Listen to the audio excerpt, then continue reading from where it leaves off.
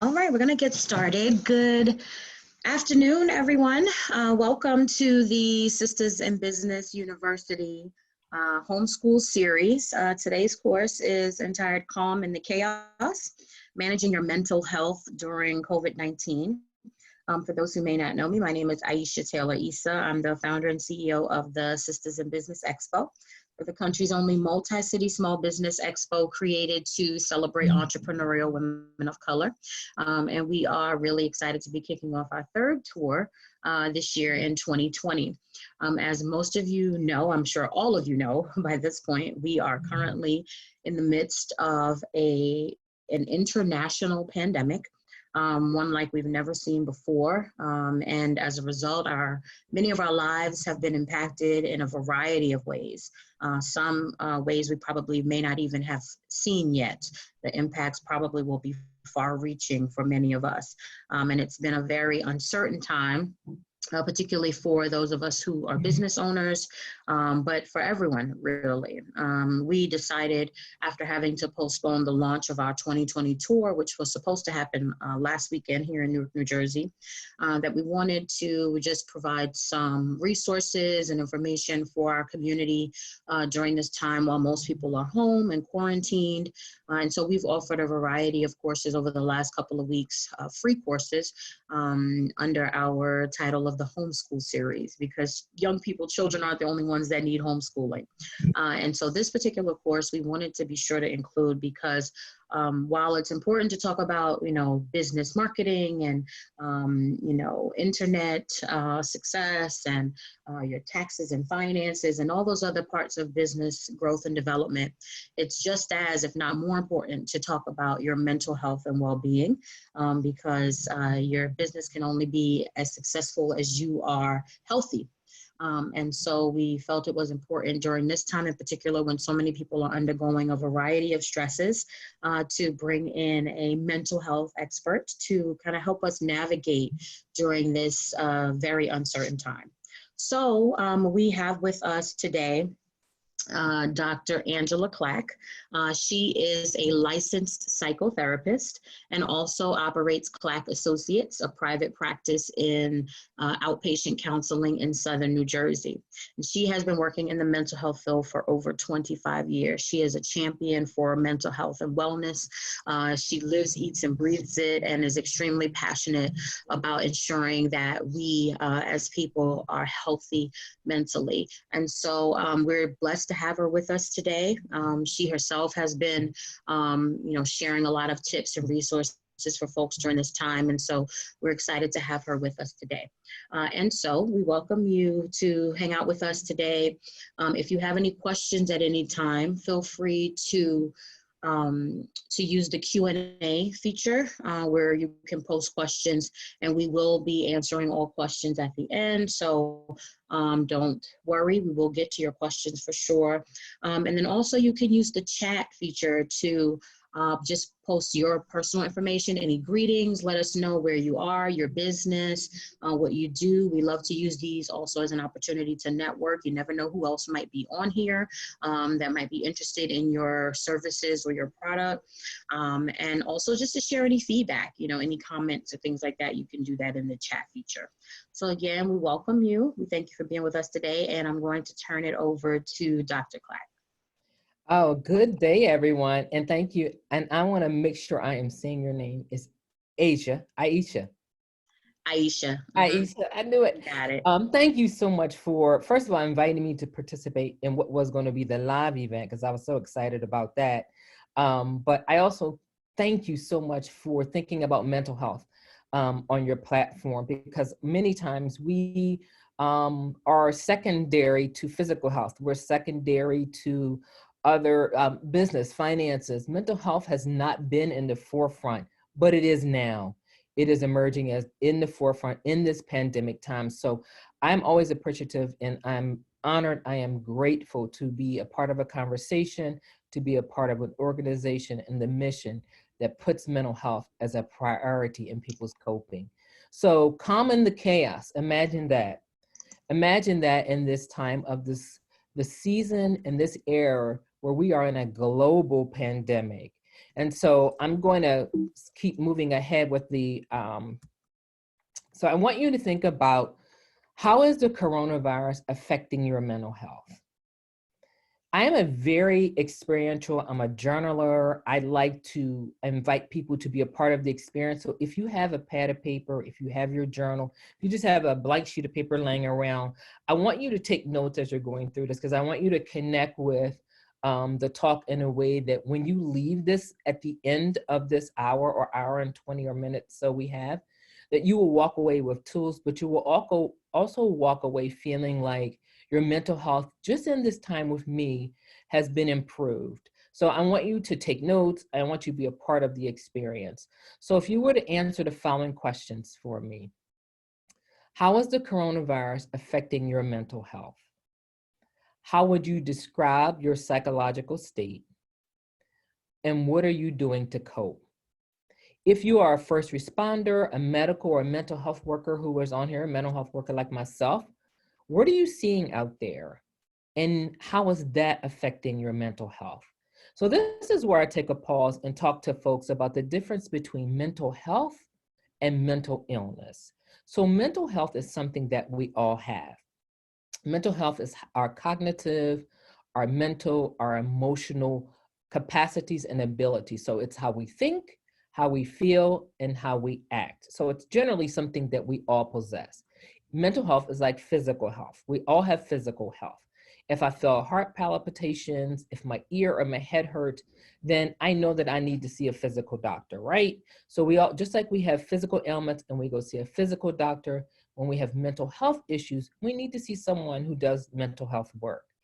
The difference between mental health and mental illness is that mental illness, also referred to as mental health disorders, which we really have to work on people embracing the language, because that has been a source of stigma for people to want to even acknowledge that they or a loved one may have mental illness. Mental illness is a disruption in how we think, how we feel, and how we're behaving. So there's some level of impairment in how we're thinking, how we're feeling, and how we're behaving.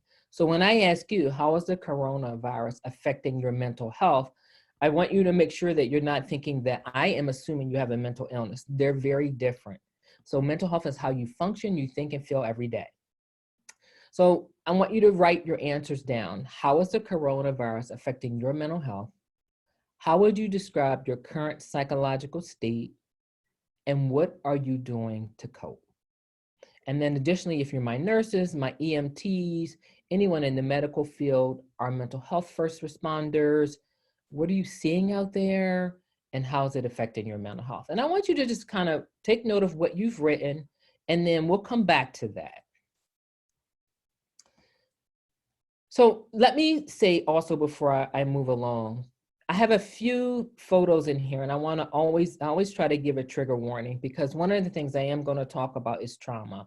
And so anyone on here or anyone who catches this later, and you have a pre-existing trauma background. So let's say something significant has happened in your life and you have endured some kind of trauma. There may be some pictures here that might ignite a little emotion for you. I want you to take care of yourself. If I'm showing anything, or if I'm discussing or giving any examples that bring up any kind of feelings or visceral reactions or sensations in your body, it's okay to check out. Do your self-care, maybe walk away for a moment, get some water, get your favorite beverage, and then you can come back. That's how you handle triggers, and I'll talk about triggers a little bit later. But this picture for some can be very disturbing. And so I say this is what the emotional and physical consequences of a pandemic looks like. The exhaustion, the mask, the full body gear, the hazmat, right? This is what we are now living in. And so for just one moment, I'm going to ask you to close your eyes, or if you don't have to close your eyes if it's not a place or you're not in a comfort level to do that. But I want you to imagine it's 10 years prior. So we're in 2020. I want you to go back to 2010. You can even go back farther. And I want you to imagine that someone said to you, or you read it somewhere, the following descriptions. And I just want you to take this in. Someone said to you, now I want you to imagine this is 10 years back, 2010 or before. And they say, do you know that in April of 2020, the following experiences will be your reality? Gas prices will be less than $2. School will be canceled. Yeah, canceled. Self-distancing measures are going to be put in place and end the rise. Tape on floors at grocery stores and others to help distance shoppers 6 feet from one another. Limited number of people inside the stores, and therefore there are long lines outside the stores. Non-essential stores and businesses are mandated to close. Parks, trails, entire cities, and children's playgrounds locked up, taped off. Entire sports season canceled. NBA, MLB, all sports canceled. The Olympics shifted. Concerts, tours, festivals, entertainment events, all canceled. Weddings, family celebrations, holiday gatherings, canceled. Funerals limited to a specific number and being live streamed. No masses, church, all closed, even during Easter season. No gatherings of 50 more. Well, no, now it's 20. No, it's down to 10. And even this is encouraged to be limited to only immediate family. Don't socialize with anyone outside your home. We are to distance from each other 6 feet. There will be a shortage of masks, gowns, gloves for our frontline workers. There will be a shortage of ventilators for the critically ill. Panic buying sets in, and we have no toilet paper, no disinfecting supplies, no paper towel, no laundry soap, no hand sanitizer. Shelves are bare, hard to find, basic foods, eggs, milk, even water. Government closes the border to all non-essential travel. Fines are established for breaking rules. Big industries are going to help make more ventilators and more masks for hospitals. There are government incentives to stay home. Barely anyone on the road.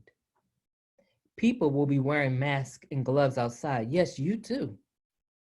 Essential workers are terrified to go to work. And the medical field workers are afraid to go home to their families. If someone told you that in 2010, even prior to that, you would say you have got to be out of your mind.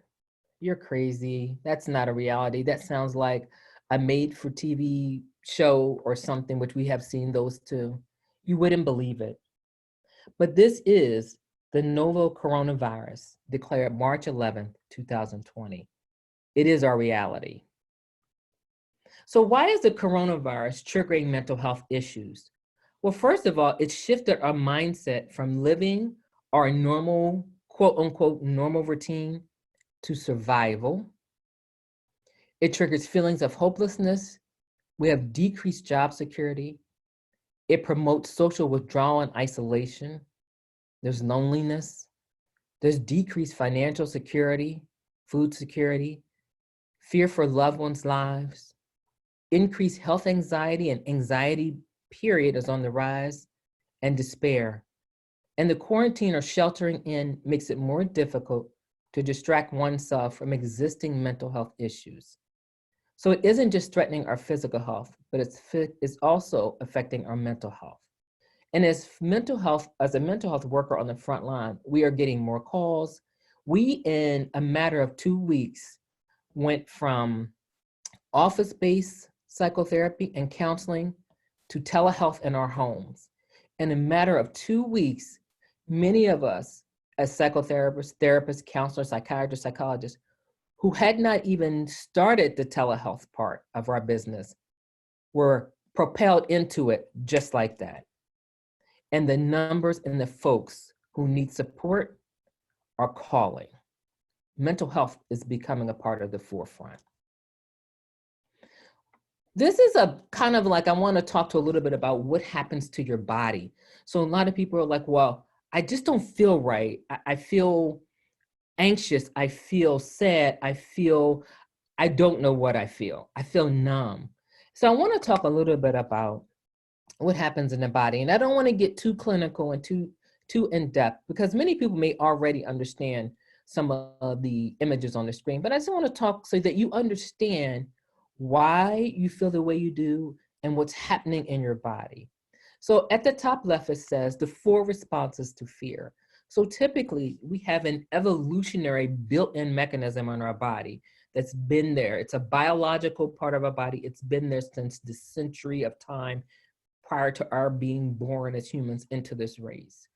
That the body responds to fear in 4 ways. Now, there are a couple other ways, but I'm going to give you the 4 main ways. So you may have heard of fight, flight, face, freeze. There are a couple other levels, but really what we're talking about right now is fight, flight, and freeze. And if you look to your right, I try to find something that would help kind of break down and give you a sense, well, what does fight mean? What does flight mean? And what does freeze mean? Or what does my level of okayness look like? So you have the red where it's like life-threatening. You have your yellow where there's danger because caution. And then you have green, which typically means go, or that's where your safety is. That's where you kind of relax, you're socially engaged, you can rest and digest normally. We were in the green for most of us. Now, people who are living with pre-existing physical or mental health issues probably live between red and yellow often. But for the large segment of our society and of our world, green is where our comfort level has been, right? We were able to go out, we were going about our business, our freedom and movement wasn't restricted. We could rest when we wanted, and we ate and did whatever we wanted, ate wherever we wanted, right? But this pandemic has set in a state of fear that has thrown people into panic, which is up where the red is. So 2 responses you have is fight or flight. This is how the body and the brain receive anxiety, which to the brain, there's a threat of danger. So at the bottom, which I think is pretty cute, but it's our way of kind of helping people understand also what's happening. So you see this large, kind of enormous, dangerous mammoth monster saying, it's scaring them. And so one person, as you can see, is not moving. They're like frozen, okay? So they're in the freeze. And then you see someone says, hey, you can fight. I'm fleeing. I'm getting out of here. So flight is the other one. So you have flight and freeze. And then fight would be someone's owner who's decided to stand their ground and fight, right? When you reach a global pandemic where we are with fight and flight, where there's fear all around us, imagine that animal, this kind of very ferocious looking animal, imagine that being the coronavirus. Imagine that's the fear of going outside, the fear of getting contaminated, the fear of being contaminated. People are afraid to move. People are afraid to engage. That's what happens with the brain. So a more kind of mechanical sense, I'm also showing you what the brain does, looking at the brain itself. So before I'm kind of showing you kind of what the mechanisms are, what happens, this is a slice of the brain, a very simplistic slice. And so we all are right now in survival mode. So remember on the first slide, it says, how is the coronavirus affecting our mental health? It took us from living and enjoying life to survival mode. This is what survival mode looks like. So in the front of the brain, if you look at me right now, this is what we call our prefrontal cortex, right? So this is the front part of the brain. And this is where all of our thinking and learning happens. This is where we do our decision-making, our planning. We call this the executive functioning area. So probably most of our academic work comes from here, our problem solving, all of that happens here, which is why sometimes when people have head injuries, you'll see memory lapses, problems with focus and concentration, because this is probably the part of the brain that was injured. And so with the survival mode and with the crisis of the pandemic, the fear and anxiety throws this offline. So think about a computer when you go from one mode to another and it says you're now offline. And that means you can't access the internet, or you cannot access anything that is not connected, right, to the internet. And so think about this part of the brain goes offline, which means it's no longer functioning. And then you have the part of the brain that starts to kick in, which is behind that. So it's going to be back here. And it is a very primitive or maladaptive part. So that was part of our functioning a long time ago, and it encases the fear response, okay? It's called the limbic system. And what happens is it takes over. So when the pandemic first started, when the thinking goes offline, the panic sets in, and then the lower brain, the fear part of the brain takes in. That's where you saw people buying tons of toilet paper. You saw people running over top of each other to get into stores. They were not, and so you say, of all things, why are people buying toilet paper? You're like, why are they buying up water? Why are they buying up this? Like they're never going to come back out again, right? And we know that they are. Why? Because the thinking part, the rational part of our brain is offline. We're not thinking.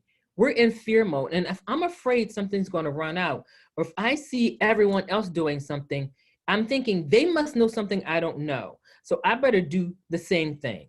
So remember, this is the thinking part, the rational or executive. It goes offline when we're in a panic state. And fear kicks in. And fear does what? It immobilizes us, or it takes us into fight or flight or freeze.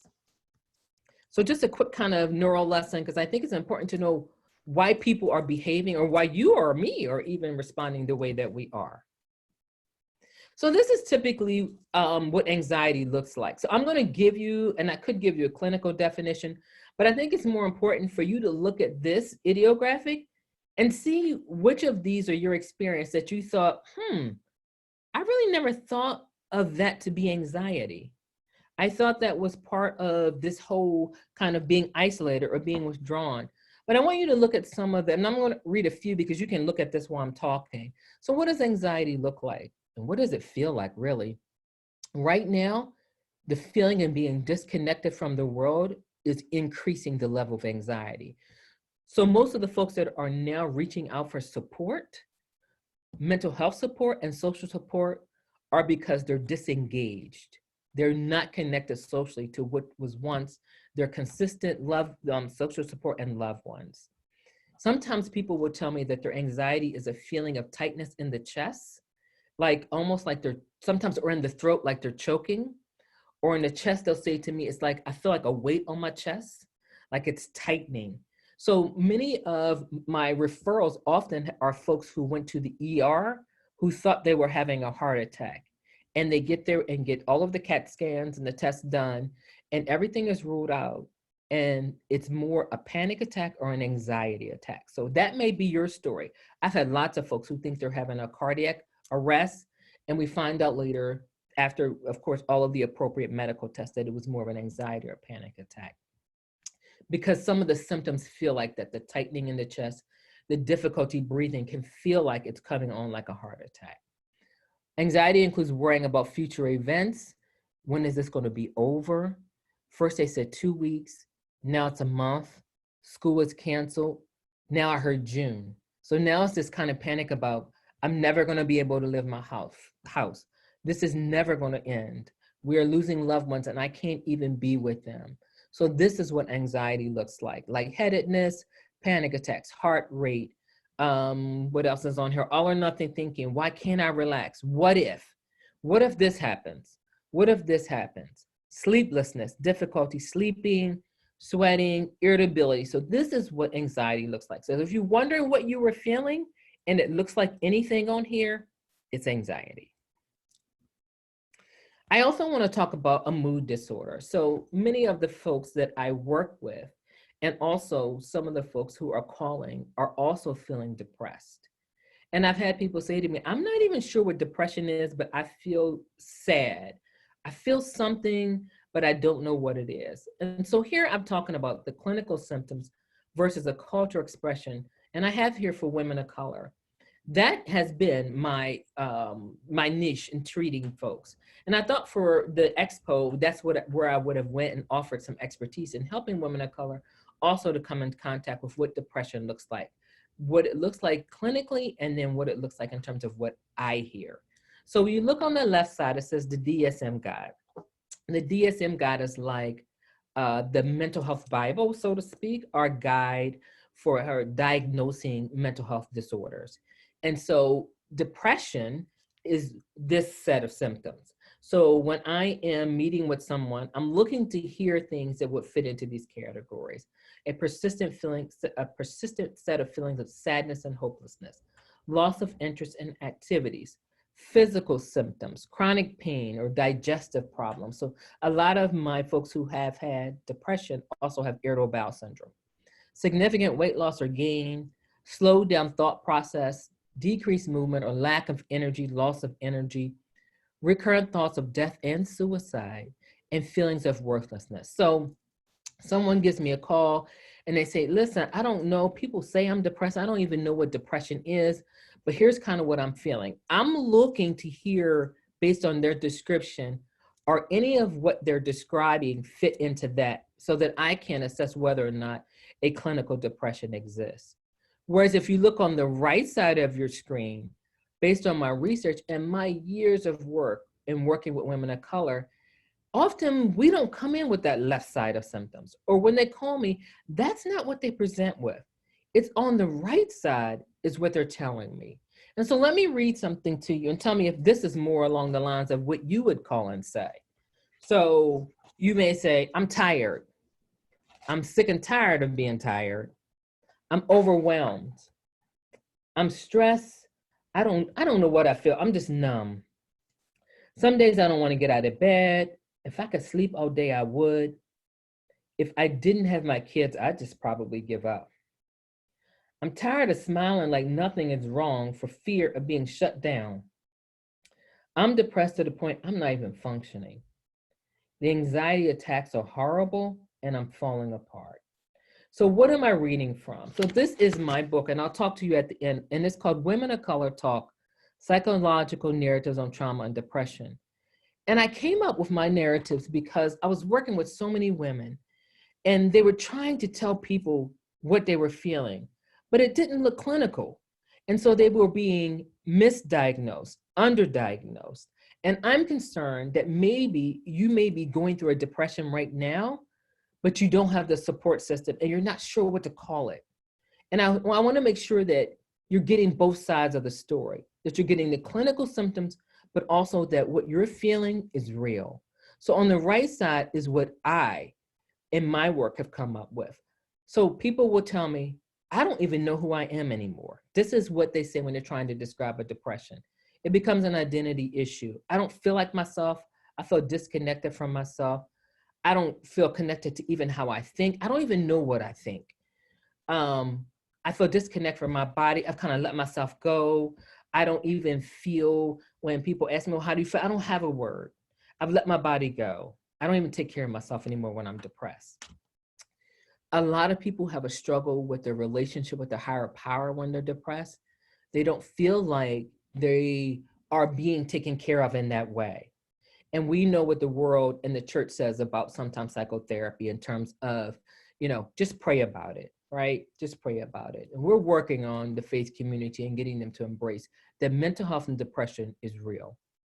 There's a disconnection from family and friends. People who are depressed isolate themselves. They won't answer the phone. They come home, they shut the blinds. And lastly, there's a disconnection from their sense of belonging in this world because also their experiences of racism, gender and ethnic disparities, which is just on top of everything else. Okay, coping. So we've talked about at the very beginning what the coronavirus is looking like for you. I've kind of asked you in the beginning to take note, tell me how you're coping. I've talked about what this is doing to the brain, why you may be responding or feeling the way that you're feeling. I've talked about fight, flight, fear, our responses to panic, our responses to anxiety. And I've shown you what's happening in the brain. So a little neuroscience for you. Now let's talk about coping. And let's talk about how do you navigate this terrain in a season of uncertainty. So remember I said, one of the things that we're concerned about is we don't know when this is going to end. We have one prediction of 2 weeks. We have one prediction May. I've heard June. We are not sure how or when this will end. What we do know is how to flatten the curve, but we don't know how this is going or where it's going to end. So right here, I can only imagine, I want you to look at this and take note of where you are with this. Is it feeling like you're just riding waves and the waves are just getting bigger and bigger and you're kind of lost in it? Does it feel like everything is outside of yourself? Does it feel like this disorganized mass of things that are showing on the right and left picture? Because this is what panic looks like. So one of the things I want people to be aware of is that in addition to anxiety, in addition to depression, what we are facing globally is a collective trauma. This, what you are feeling, is trauma. And so I have a really quick video. It's 3 minutes to give you a sense of, well, what is trauma? What do you mean, what is trauma? And what is collective trauma? So I'm going to play this 3-minute video. As with YouTube, ignore the first 30 seconds of an advertisement.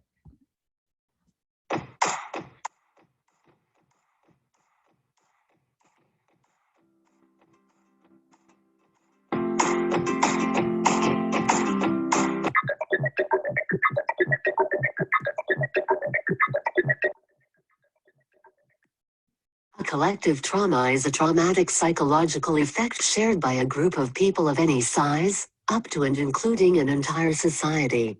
Traumatic events witnessed by an entire society can stir up collective sentiment, often resulting in a shift in that society's culture and mass actions.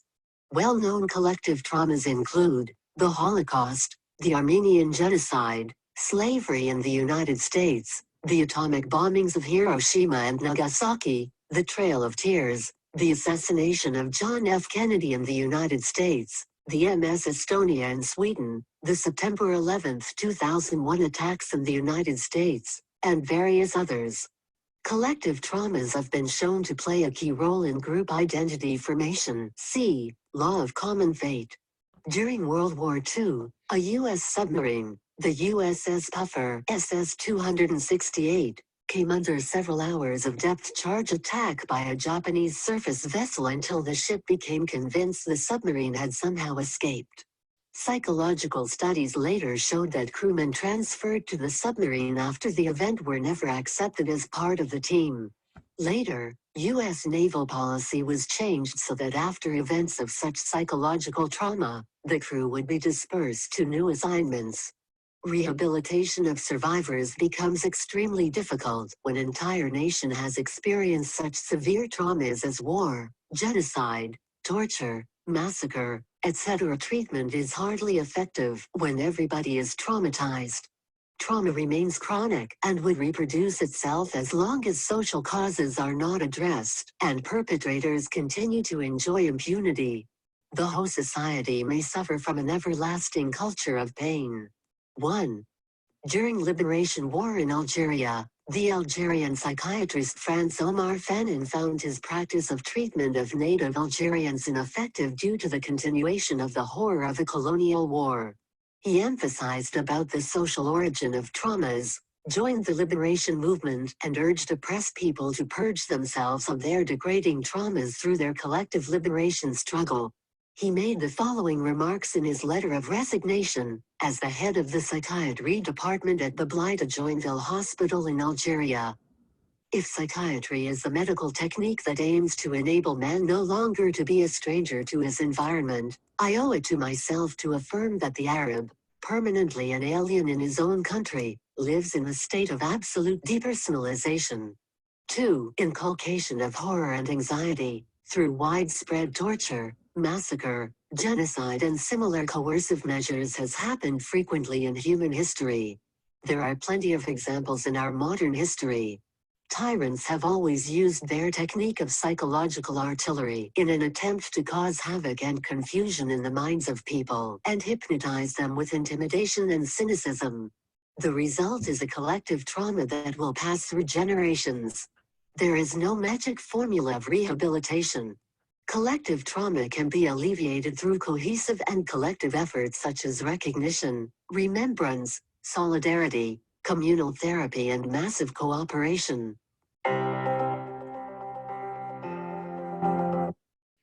So thank you guys for entertaining me on that. So here's why collective trauma is important for mental health and first aid responders to be aware of. We have yet to see the consequences, physically or emotionally, of collective trauma. We are still right now helping people to seek safety, physical safety and emotional safety. As we come out of this in the several coming months, in the couple of years, we are going to be seeing more and more people and more communities globally who are impacted with collective trauma. So it's important for us to name this as not just the individual trauma that each of us is feeling, but also collectively, we have to come together to heal.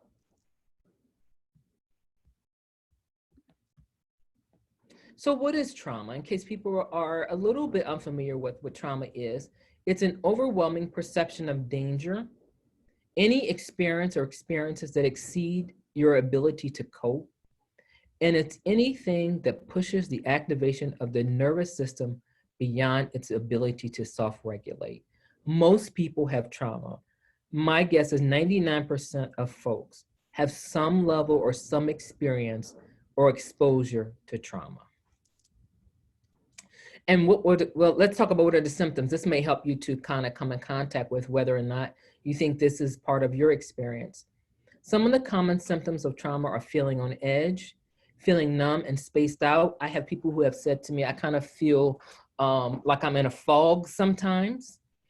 Tense muscles, a racing heart rate, intrusive imagery of flashbacks, hyperactivity, I'm easily startled. My moods are all over the place. There are certain groups and individuals who, as a result of trauma, have come to not like who they are. And sometimes that has resulted in the group and population sometimes that we focus our treatment on who are self-harming. There's a sense of shame, easily and frequently stressed out, rage, anger, irritation. We talked about panic and anxiety, difficulty sleeping, digestion, and chronic pain. Trauma is stored in the body. So persons who are currently being exposed to trauma or have pre-existing experiences with trauma and even treatment with trauma will tell you that what I feel now, I feel in my body, which is why it's really important to take care of ourselves and to have really good self-care during the shelter in and quarantine experience. This is something I think will also hit home for us. So this is by one of our fellow colleagues. And she says, I want to acknowledge that living through this pandemic is a trauma. We have to call it what it is. It is a trauma. And as a trauma specialist, she says, I think there are a few things that are going to be helpful for you to know. Parts of our brain have shut down in order for us to survive.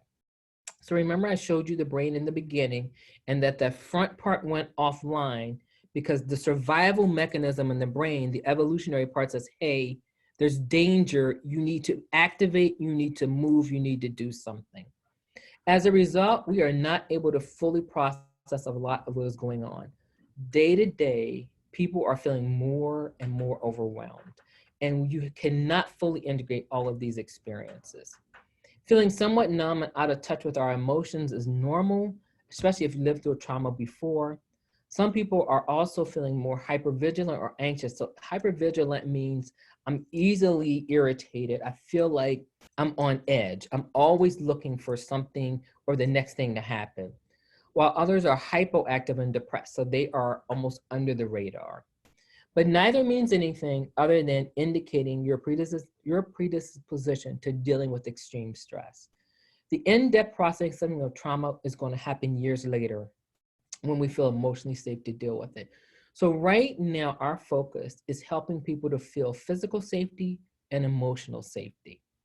And when in the midst of trauma, just getting by emotionally and functionally is okay. Lowering expectations and being kind to yourself and others is vital. So for a lot of my parents who are some working from home, homeschooling, and also trying to take care of their own emotional wellness, I want them to give themselves grace and compassion when schoolwork doesn't get done, the kids are all over the place, the house isn't clean. Like, it's impossible to do all of this at the level that you would do before this. You may have been the most organized person. You could multitask. You were taking every kids to every team sport. You were making practices. At some point, all of that can't happen anymore during this pandemic because your focus is divided and you're living in a state of constant kind of stress and danger in your mind. Like, when is this going to be over? What's happening now? He won't sit still. She won't sit still. Give yourself grace and compassion. Your child's mental health is more important than their academics right now. We're all in the same boat. The school system will figure out how to catch them up. So coping with COVID. Well, what do I do? Now you've given me all of this backstory. You give me really great information. So how do I cope? What do I do? Am I doing the right thing right now? Like, have I figured out how to kind of cope? Or I'm struggling, I need some ideas. And so really we want to build up your resilience. And so there's, like I said, we're not even in the end, we're probably at the very beginning of the coronavirus in terms of its trajectory of how long we have to live with this. So here are some ideas that I've put together. Social distancing means physical distancing, but it does not mean social engagement. We were born to be relational beings. We're supposed to be connected. So while we know we should not be out at the playground, we should not be on the basketball courts playing with each other, we should not be at birthday parties or church. We now know that people are losing their lives because we are not following the directions and the rules. Physical distancing is in place for our survival, but it doesn't mean you cannot be creative in how you stay connected, whether it's through virtual means, the telephone, some creative means. One of my very young teachers that I work with was struggling with the disconnection from her students. And I said, you know what would be a really great thing for them? Because she said, they're going to forget me and they're going to forget that I care about them. And I said, you know what would be a really great idea? Handwritten notes go a long way. I said, you know what? You have their addresses, send them a handwritten note saying, hey, I'm just thinking about you. Hope you're okay. And she thought that was an awesome idea. And I think, you know, we know handwritten notes have a very sentimental meaning more than just sending someone an email. Prayer and meditation, renew your mind daily.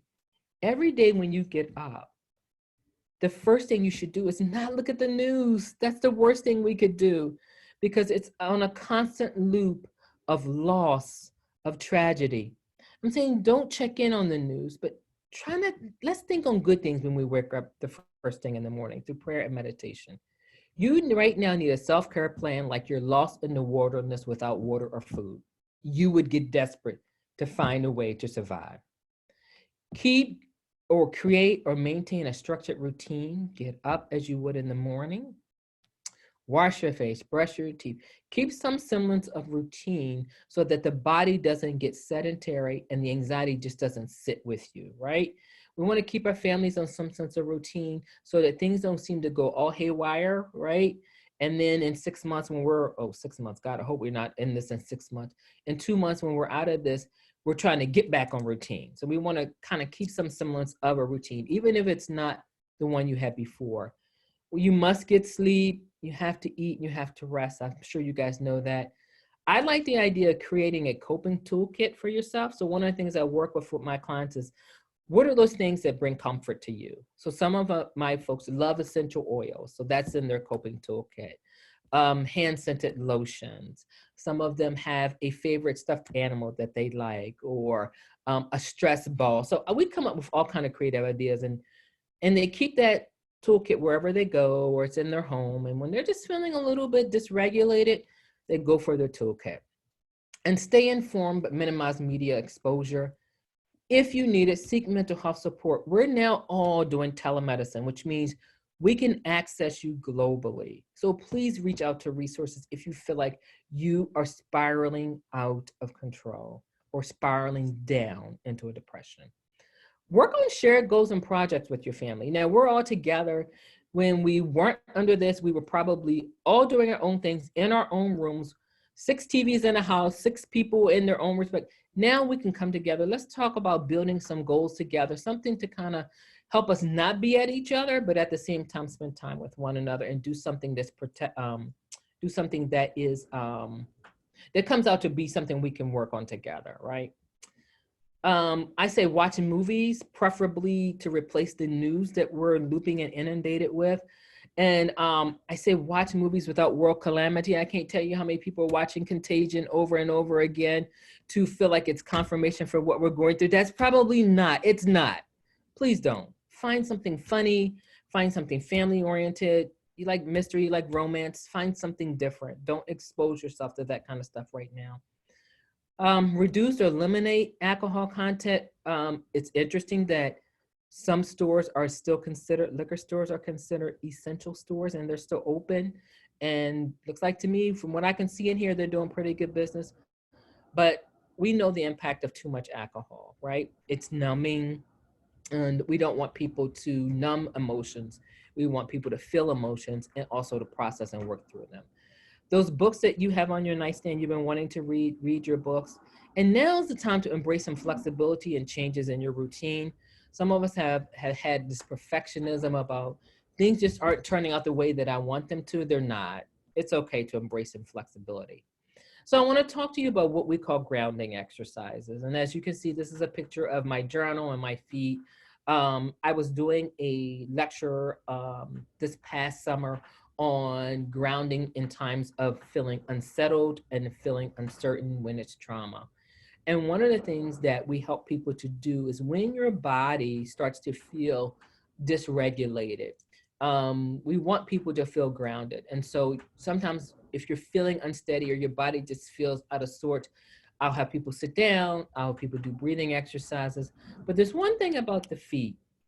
Feet are often not the place that feels anxiety. So I will have people take their shoes off and have them feel the balls of your feet on the ground. Even in my office, I'll say, hey, you seem like something's happening, you're getting kind of worked up. Let's do some regulating exercises. And they'll feel free to take your shoes off, feel the sturdiness, the groundedness of your feet on the ground, because it gives you a sense of security and safety. And then there's some other grounding exercises that I'll talk to you about. One that I'll offer you right now, because I know my time is getting close to the end, and I think it's important to talk about this one. So lots of therapists use this grounding exercise, and we call it the 5, 4, 3, 2, 1. So if you're taking notes, that's exactly what it's called, the 5, 4, 3, 2, 1. I encourage folks to use this one when you start to feel anxious or you start to feel dysregulated, like I'm here, but I'm not here. Like people will say, I kind of feel out of my body. And I know they do not mean anything psychotic. And I'll talk about that a little bit later on. They just feel like they're so disconnected, like they're disconnected from their routine. They're disconnected from everything that once was predictable, right? And so I'll say, hey, once I get them settled, we start with deep breathing. So I'll ask you guys, we're going to go in for 3, and I'll say, take it in through your nose. Hold. 1, 2, 3, and let it out through your mouth. And I would have you do that 2, 3, depending on how long it takes for you to really start to feel the. And then I'll say, close your eyes. And I'll try to just do some really smooth, my voice will even be grounding for people because they may feel like you'll see them, this panic in their eyes and I'll say, hey, just listen to my voice right now. That's all I want you to do. You're safe. I'm here with you. Just listen to the sound of my voice. And I keep a very monotone voice because I want them to reconnect to their body. I want them to bring it back in because they fell out here. So the 5, 4, 3, 2, 1, I'll then say, open your eyes. And I'll say, tell me 5 things you can see right now. And that includes looking in the room, or people can look out the window. Then I'll say, give me 4 things you can feel. That includes people will sometimes say, I can feel my goosebump, my skin. I can feel the chair, whatever it is, ask for 4 things. Tell me 3 things you can hear in the room or outside the room. Tell me 2 things you can smell, and then 1 thing you can taste. So sometimes people will say, oh, I taste the coffee I just had, or I just had a mint or something like that. Grounding exercises are meant to do exactly what they say. is to ground you when you feel like you're out here and to bring you in. This brings us to the end, and this is just the book that I'm referencing in terms of when I talked about depression. This is my book that I wrote in 2018, and I have an offer. So we're at the hour mark of our conversation. I timed that pretty well. I have an offer for everyone who has signed up, everyone who's a part of this conversation. The book is about Black and brown women who are dealing with and coping with trauma and depression. So if you're on this call, and I believe that part of being here is giving you access to an offer. And so if you would like to have that book, for everyone who's on here, you can send me at hashtag SIB for Sisters in Business, CV15, the book. You may purchase the book for $15. It is normally $20, but today, and only for the group, only for the SIB group specifically, I've left here where you can Cash App me, you can do PayPal. In addition to being on here and being a part of this conversation, you have access to an ebook that's going to be released in 2 weeks. 2 weeks that's going to contain every bit of information that you just got today in the last hour, but is also going to contain more. So I'm going to add some meat to that. And the title is Navigating New Terrain in the Age of a Pandemic, the Psychological Impact. And then also, if you would like, you can contact me about getting a 10-page guide on creating a mental health maintenance plan, which includes a self-worth assessment. That mental health maintenance plan is something that I think we all need. And just think, if we all had that in place prior 2 months ago, we would be using our mental health maintenance plan right now. So if there are questions, I want to leave you with, let me go back, this quote. And then I'm going to go back and we can connect so I can listen to your questions. This quote was recently on Facebook, and it just struck me so deeply. So it says, for a seed to achieve its greatest expression, it must come completely undone. The shell cracks, its insides come out, and everything changes. To someone who doesn't understand growth, it would look like complete destruction. The pandemic and what you feel like is going to feel like you're coming completely undone.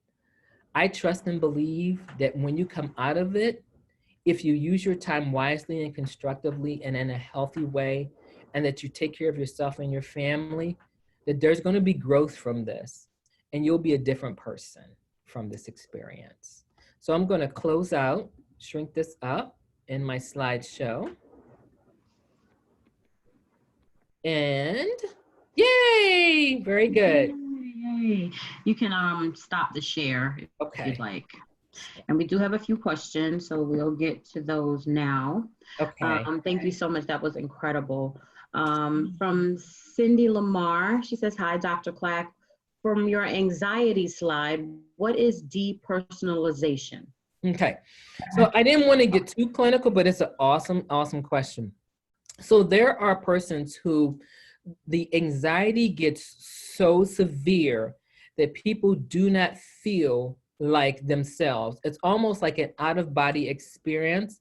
They don't feel like what's happening is real. It's like a surreal experience. And so they feel very disconnected from reality. Okay. Awesome. And Deslin says, does music soothe your mind? Any suggestions of genres? Ooh, I think that's individual. Some people, rock and roll and heavy metal may soothe their mind. That's just their thing. And other people, they like classical, they like smooth. I think if I were to recommend something, I think I'm looking for something that doesn't have a lot of language to it, that doesn't have a lot of words, but instead really gets in touch with the body, because you're looking for movement. And I think you want something that starts to kind of calm the nervous system versus rev it up. So maybe classical music, maybe smooth jazz or something like that probably will be better for regulating the body's nervous system. Okay, awesome. She said reggae for her. Okay. Oh yeah, see? Because you can dance, right? Yeah, sure. I know something that's been really important for me that you mentioned was really disconnecting from the news and the media, I can tell a major difference, from when the days when I've had the TV on all day and you just constantly are hearing the Mm, negativity and the sadness and seeing those reports. It really mm, does begin to impact you. yes. It's like you can't escape it. Hmm. And so I've been intentional about limiting that Good. Me amount of too. time because Me too. it can be a lot. Um, for some, I'll just share a personal story. For me, I've never, to my knowledge, experienced anxiety. In a clinical way. Mhm. We all get a little nervous here and there and that kind of thing. But a couple of weeks ago, I believe I had like my first anxiety attack. I was in the grocery store and we were trying to get a few things we needed, and it was so crowded in there that I began to like feel my heart racing. My head started hurting. What are some tips for someone who's never experienced these types of symptoms before? Like, what should you look for, and then what could you do in that moment? Because all I knew to do was to leave the store. Like I Yes. just went, sat in the car. My husband finished up because I had never felt anything like that before. You did a great, that's exactly what some people do. So sometimes you have to remove yourself from whatever that is creating that anxiety. If you Mm-hmm. can, there are some places or sometimes there are some places and you can't get out. Mm-hmm. But if Mm-hmm. you can, it is to remove yourself from what's stirring you up. Mm-hmm. Deep breathing. So it's kind of like, let me maybe stand to the side and let me just kind of refocus. I Mm-hmm. tell people grounding yourself is about maybe if now in the market there's probably no place to sit down, but if I were someplace where there was a park bench or a chair or something, I would probably sit down and start to focus my energy on my breathing. That's it. Because really the brain is looking for safety, so you don't Mm-hmm. need to do a whole lot of stuff. You just need to get yourself centered and set and just do some breathing. If Mm-hmm. someone is with you, that's awesome. They can just kind of sit with you and say, hey, I'm here. Sometimes just having someone there with you makes you feel Mm-hmm. more like more secure, more Mm-hmm. safe, more steady if someone is there with you. But you did the right thing. It's like I'm just going to walk out. Even walking, Mm-hmm. now not pacing, because people will pace and pace starts to rev the nervous system back up. But walking, saying, let me just kind of get some fresh air. I'm going to step outside, get some fresh air. Let me get away from all of this because it's being overstimulated. So the nervous system can get overstimulated with too much activity, the loudness, the lights, the people who are talking about all of the pandemic. So the body's Mm-hmm. nervous system is like, okay, there is a threat of danger around, so I need to get into mode to do something to protect me. That's what's happening. Mm. Okay, okay. And then just the other thing I wanted to kind of touch on a little bit is grief. Yeah. Because, right now so many people are experiencing loss, of course, related to COVID-19, but then just other deaths that happen to be happening during this very crazy and scary time, but are not able to mourn and grieve in the ways that they normally would. Um, what should we do? What Wow. can we do? Oh, that's a tough I'm a one. faith leader. Yeah, I'm a faith leader. And, we have not been able to have, what we would consider proper funerals and things like that, not able to visit and share with the families. And it's just been very difficult for folks who are I hear losing you. and mourning during this time. I think that the only thing that is working for people on some level is virtually, meaning virtually Zoom or platforms that allow more than one person on, Mm-hmm. or FaceTime groups. It's the connection that we need.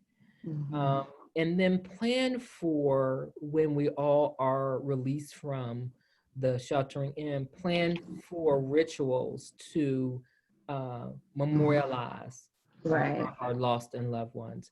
But Mm-hmm. the thing that you mentioned is people need to recognize grief, and they may not know that what they're feeling is grief. And so they may go into this kind of just move mode. I'm doing this, and just suddenly feel overwhelmed with a wave of grief because they've put it or suppressed it or pushed it back, or they don't feel like they have a way to mourn or grieve because we're sheltering Mm-hmm. in. But again, reach out to the mental health supports. There's call-in lines, there's hotlines. You don't have to give people all of your business the first time around.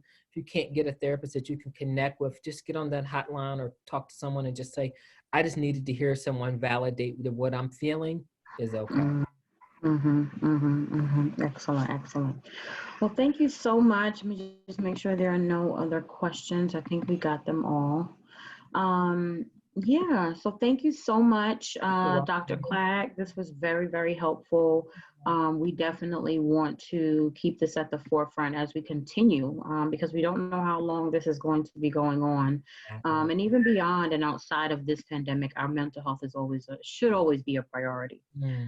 So thank you so much. Thank you to all of you who joined us today. We will be adding this to our YouTube channel, and you'll get an email in about 24 hours with the link in case you joined late or missed any parts and would like to catch up.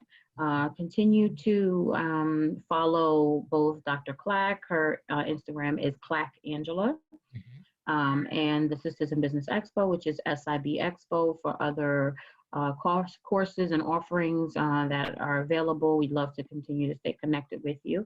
And we most of all wish you all the best in terms of safety and wellness. And we're praying for you all during this unprecedented time. So thank you so much again, Dr. Clack, and we will see you soon. We look forward to seeing you soon. Same here. Thank you. All right. Take care.